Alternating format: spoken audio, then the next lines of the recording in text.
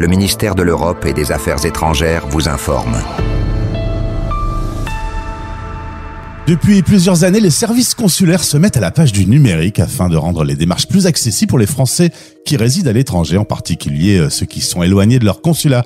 On peut ainsi penser à l'inscription au registre consulaire qui se fait désormais en ligne sur service-public.fr ou encore le vote par Internet, une modalité de vote utilisée depuis 2012. Mais la direction des Français à l'étranger et de l'administration consulaire n'en reste pas là et travaille activement pour rendre plus facile les démarches consulaires. Découvrons avec Adrien Cavé, sous-directeur adjoint à la direction des Français à l'étranger et de l'administration consulaire, ces innovations en cours. Bonjour Adrien. Bonjour Gauthier. Bienvenue sur la radio des Français dans le monde. On va regarder ensemble ces différentes modernisations en cours. Depuis plus d'un an, il est possible pour les Français détenteurs de la nouvelle carte d'identité de faire certifier leur identité numérique en mairie. Cela est désormais possible à l'étranger. Et qu'est-ce que cela va apporter ? En fait, ça va apporter des facilités. L'identité numérique, ça vous permet de faire des démarches administratives à distance. Donc c'est déjà utile en France pour ne plus avoir à se déplacer, mais c'est encore plus utile, on le voit bien, pour les Français à l'étranger qui peuvent se trouver très éloignés d'un consulat. Et donc la certification de l'identité numérique, c'est possible maintenant, depuis mars 2025, dans 6 consulats. On est en train de tester la certification à l'étranger.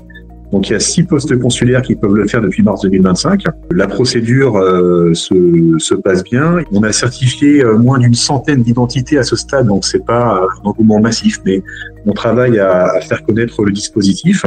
On prévoit de généraliser la procédure à compter du mois de juin, si tous les tests continuent d'être concluants.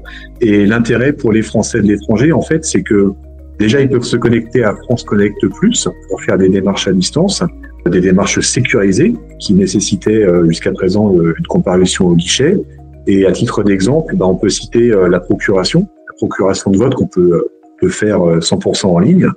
Et bientôt, il y aura la possibilité aussi de s'authentifier pour voter par Internet, pour le vote par Internet pour les Français de l'étranger, ou encore pour renouveler son passeport à distance, sans venir au consulat.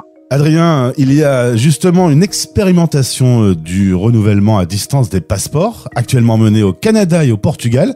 Où en est-on ? Merci de mentionner ce sujet parce que c'est un projet vraiment emblématique de la modernisation que notre ministère essaie d'apporter pour les Français de l'étranger. On est sur un dispositif qui permet de renouveler son passeport totalement à distance sans venir au consulat. C'est vraiment très très moderne parce que en France, je le rappelle, pour un passeport, il faut comparaître au guichet, au dépôt et au retrait.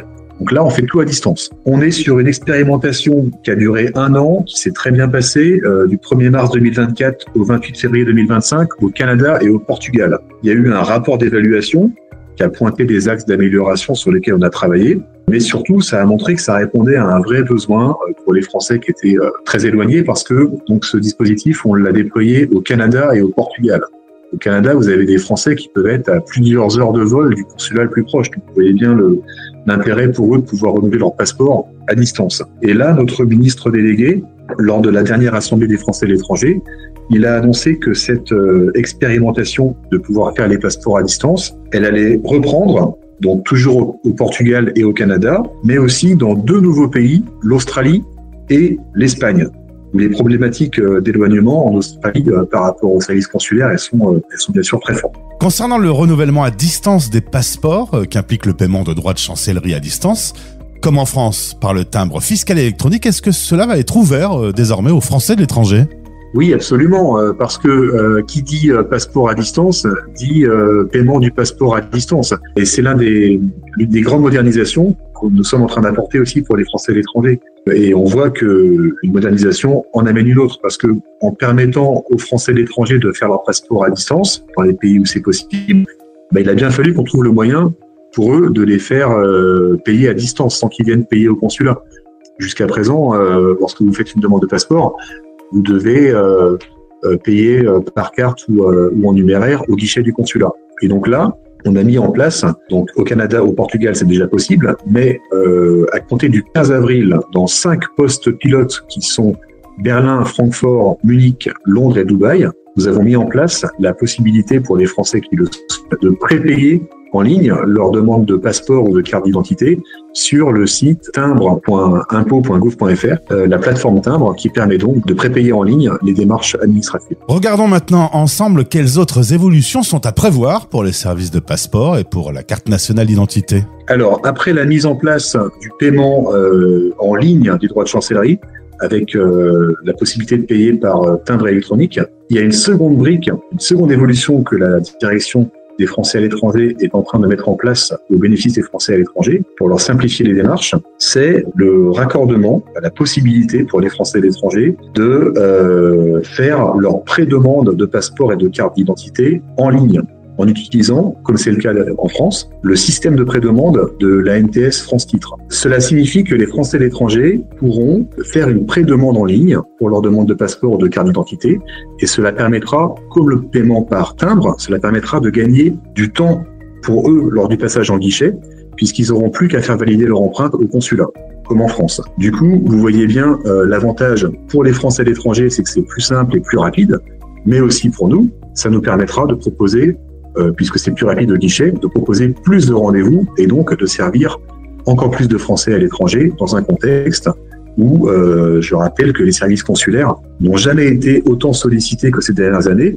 En 2023, à nouveau en 2024, on a reçu plus de 500 000 demandes de passeport ou de carte d'identité. C'est un niveau qui n'avait jamais été atteint, même avant le Covid, et on s'attend à ce que la demande soit aussi encore plus forte avec la possibilité d'utiliser l'identité numérique et qui nécessite d'avoir une carte d'identité au nouveau format, la carte d'identité électronique. Et donc, on s'attend à ce qu'il y ait des Français qui n'ont pas encore la nouvelle CNI, la nouvelle carte d'identité, et qui viennent vers nos guichets pour en faire une demande.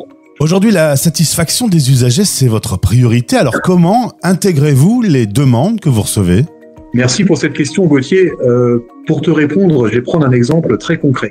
En Amérique du Nord, les Français de l'étranger, notamment via leurs élus, conseillers des Français de l'étranger et leurs représentants, nous ont fait remonter une difficulté. C'était très compliqué pour eux de devoir venir 2 fois pour faire une demande de renouvellement de passeport. Et donc, en recueillant ce retour du terrain des usagers, nous, l'administration, on a travaillé à concevoir des solutions innovantes en prenant en compte donc ce qui nous remontait du terrain, pour offrir un service qui corresponde réellement à ce qui est attendu par les Français de l'étranger. Et c'est comme ça qu'on a mis en place la possibilité de renouveler son passeport à distance, possibilité qui va donc être étendue à d'autres pays, comme on a pu en parler un peu plus tôt. C'est un petit peu nouveau, mais cette démarche dans laquelle notre direction est très fortement engagée, de recueillir, de mesurer la satisfaction des usagers, ça correspond en fait au programme Service Public Plus, dans lequel les administrations en France et donc nous pour les Français de l'étranger s'engagent à être plus proches, plus efficaces et plus simples pour les Français de l'étranger. Pour nous, pour les Français de l'étranger, ça veut dire proposer des services consulaires qui soient simples et qui correspondent très concrètement à ce que les Français attendent de nous. Merci Adrien Cavé. Aujourd'hui, la modernisation des services consulaires est en cours. Je vous invite à écouter la radio des Français dans le monde pour rester informé. À très vite. Merci Gauthier. C'était un message de la direction des Français à l'étranger et de l'administration consulaire.